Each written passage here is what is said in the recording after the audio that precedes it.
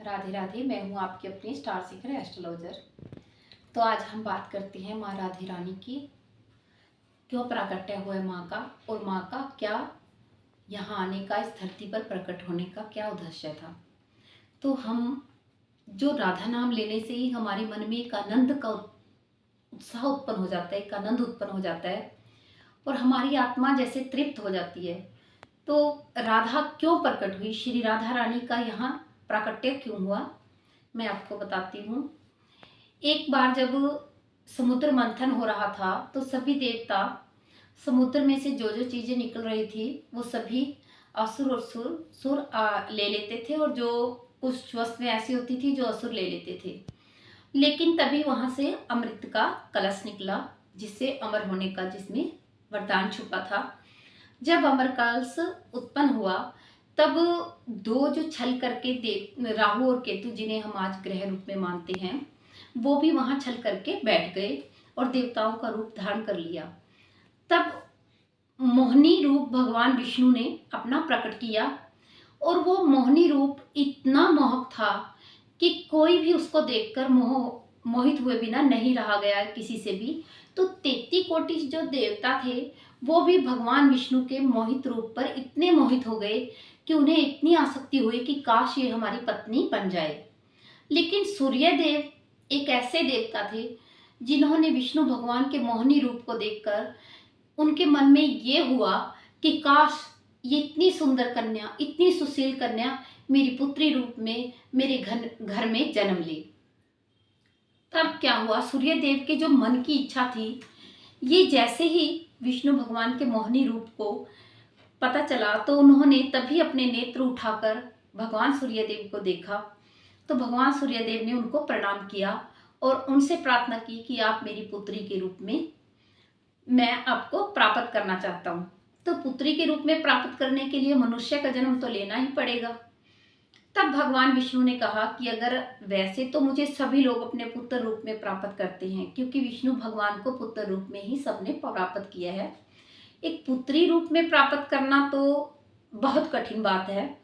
तो अगर आप मेरी तप करें, पूजा करें, तो आपकी अगर मुझे पूजा और तप से मैं प्रसन्न हुई तो मैं आपके घर में पुत्री रूप में जरूर जन्म लूंगी। ये मोहिनी, भगवान के मोहिनी रूप ने सूर्यदेव को ऐसा वरदान दिया। तो सूर्यदेव ने फिर एक राजा के रूप में जन्म लिया।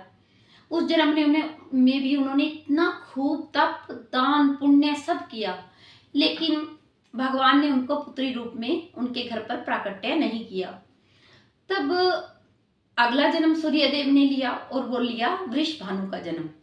और जब ये जन्म सूर्यदेव का हुआ तो उन्होंने इतना तप किया, इतना तप किया, और सबसे ज्यादा उन्होंने ब्रह्मा देव का तप किया। उनको लगा कि विष्णु भगवान तो शायद मेरे तप से प्रसन्न नहीं होते, मैं ब्रह्मा देव जी को प्रसन्न करता हूँ, शायद वो ही मुझ पर कृपा करेंगे। तब ब्रह्मा देव जी ने उनकी इस तपस्या से प्रसन्न होकर प्रकट हुए और उन्होंने कहा कि आपको क्या वरदान चाहिए। तब वृषभानु जी ने कहा कि मेरी तो एक ही इच्छा थी कि भगवान विष्णु का जो मोहिनी रूप था मैं उसे अपनी पुत्री के रूप में प्राप्त करना चाहता हूँ।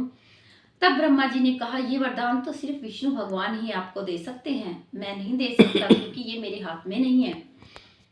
तब भगवान ब्रह्मा जी ने भगवान विष्णु जी को बुलावा भेजा और भगवान विष्णु प्रकट हुए। तब भगवान विष्णु ने कहा कि आपको क्या चाहिए। तब ब्रह्मा जी ने कहा कि देखिए, वृषभानु जी ने मेरी इतना तप किया है, वो आपको पुत्री रूप में प्राप्त करना चाहते हैं। तब भगवान विष्णु ने कहा कि देखिए, इस जन्म में मैं पहले ही यशोदा और वासुदेव ने इतना तप किया है कि मुझे उनके घर में भी पुत्र रूप में जाना पड़ेगा, और देवकी और वासुदेव ने भी इतना तप किया है कि मुझे उनके घर में जन्म लेना ही पड़ेगा। तो इसी समय पर अगर मैं पुत्री रूप में प्रकट होता हूँ तो ये तो बहुत कठिन कार्य है। लेकिन ब्रह्मा जी ने कहा कि मैंने वरदान दे दिया है और उन्होंने मेरी इतनी तपस्या की है, आप मेरे वरदान की लाज रखिए और उनके घर पर आप पुत्री रूप में प्राकट्य होइए। तब भगवान विष्णु कभी अपना प्रतिबिंब नहीं देखते, क्योंकि भगवान विष्णु क्या है, माया, और माया बहुत मोहनी होती है। हर कोई माया की जाल में फंस जाता है। स्वयं भगवान विष्णु भी अगर अपना प्रतिबिंब देखते हैं तो उनको भी मोह हो जाता है, वो इतने सुंदर हैं। तो भगवान विष्णु एक प्रतिबिंब के सामने जाते हैं और स्वयं को देखते हैं। वो अपना उस दिन मौर मुकुट उतार देते हैं और एक लक्ष्मी की तरह ही जेवर पहनकर और सब कुछ पहनकर श्रृंगार करते हैं एक नारी रूप में। और तब उनकी आत्मा से ही राधा रानी का प्राकट्य होता है। तब राधा रानी उनको कहती है कि प्रभु, आपने मुझे अपनी ही अनहद शक्ति, अपनी ही शक्ति को क्यों प्रकट किया है, आपका क्या उद्देश्य है। तब भगवान विष्णु कहते हैं कि मैं कृष्ण के रूप में धरती पर देवकी और वासुदेव के घर जन्म लेने वाला हूँ और तुम्हें मेरे एक सेवक हैं जिन्होंने मेरी बहुत पूजा की है, जो सूर्य देव का ही अवतार है, वृष भानु जी के घर में पुत्री के रूप में जन्म लेना है, क्योंकि भगवान का कभी जन्म नहीं होता, प्राकट्य होता है। तब उन्होंने कहा, जैसी आपकी आज्ञा, हम एक ही शरीर हैं, लेकिन हम एक हो के भी हम आधे आधे तुम मेरी शक्ति रहोगी, क्योंकि तुम मेरी आत्मा हो और मैं और तुम अलग नहीं हैं। लेकिन हमें संसार में देखो, भक्ति है, वैराग्य है, ज्ञान है, तप है, लेकिन संसार प्रेम से अनभिज्ञ है। उन्हें प्रेम का महत्व ही नहीं पता और प्रेम क्या होता है वो इस तत्व को जानते ही नहीं। तो आपको इस संसार में प्रेम की ही रचना करनी है, प्रेम जो पाप से रहित है, विशुद्ध प्रेम आपको इस संसार को दिखाना है। तब राधा रानी कहती है, जैसा प्रभु आपकी इच्छा। तब राधा रानी, वृष भानु और माँ कीर्ति हर रोज यमुना में स्नान करने के लिए जाते थे। तो एक दिन जब माँ कीर्ति यमुना नदी के किनारे गई तो उनको एक कमल का फूल मिला और कमल का फूल से इतना प्रकाश निकल रहा था कि वो देखते ही अचंभित हो गई कि ये क्या है। तब जैसे ही वो फूल उनके पास कमल का आता है और सूर्य का प्रकाश जैसे ही पड़ता है, वो कमल का फूल खिल जाता है और उसमें छोटी सी राधा रानी अपने हाथ पांव मार रही होती है। उसकी शरीर इतना सुंदर था, उसकी काया से इतना अलौकिक प्रकाश निकल रहा होता है कि वो दोनों उसको देखकर मोहित हो जाते हैं, अचंभित हो जाते हैं, उनके नेत्र बंद थे। तब वृष भानु कहता है, देखो कृति, हमने इतना तप किया, आप चाहती थी ना कि हमारे कोई पुत्री नहीं और तुम पुत्री संतान प्राप्त करना चाहती, तो यमुना माता ने आज तुम्हें ये पुत्री देकर तुम्हारा जो हर रोज की तुम्हारी कामना थी वो पूर्ति कर दी है।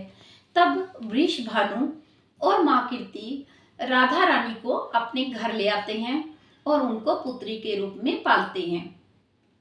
तब राधा रानी अपने नेत्र, जब तक 11.5 महीने तक यशोदा और नंद के घर पर भगवान कृष्ण का जन्मोत्सव नहीं हो पाता, तब तक माँ राधा रानी अपने नेत्र नहीं खोलती।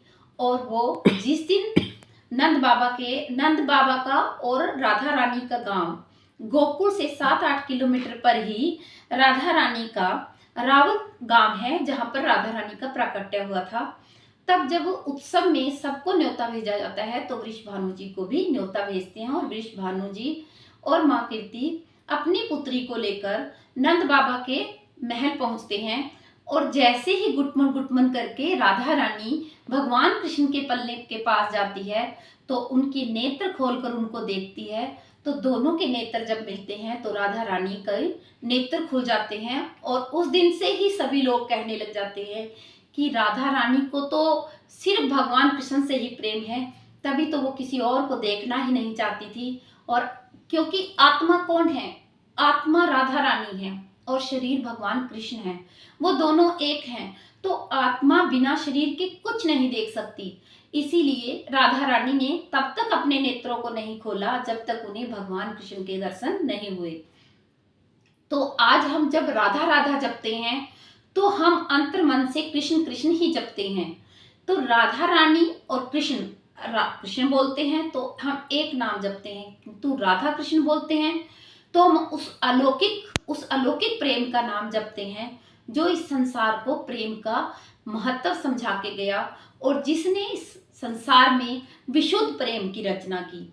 तो हमें राधा रानी के जन्मोत्सव की कथा सुनते हुए बहुत ही आनंद मनाना चाहिए और हमें अपने जीवन में राधा नाम को उतारना चाहिए, क्योंकि वो भगवान विष्णु का ही एक आह्लाद शक्ति का ही नाम है, वो भगवान विष्णु का ही नाम है। तो राधा राधा हमें हर रोज रटना चाहिए और अपने आत्मा को शुद्ध करना चाहिए। राधे राधे। अगर आप ऐसी ही कोई कथा सुनना चाहते हैं तो आप मेरे चैनल पर कमेंट कर सकते हैं, और आप अगर मेरे चैनल पर नए हैं तो मेरे चैनल को सब्सक्राइब करें, फॉलो करें, शेयर करें। राधे राधे।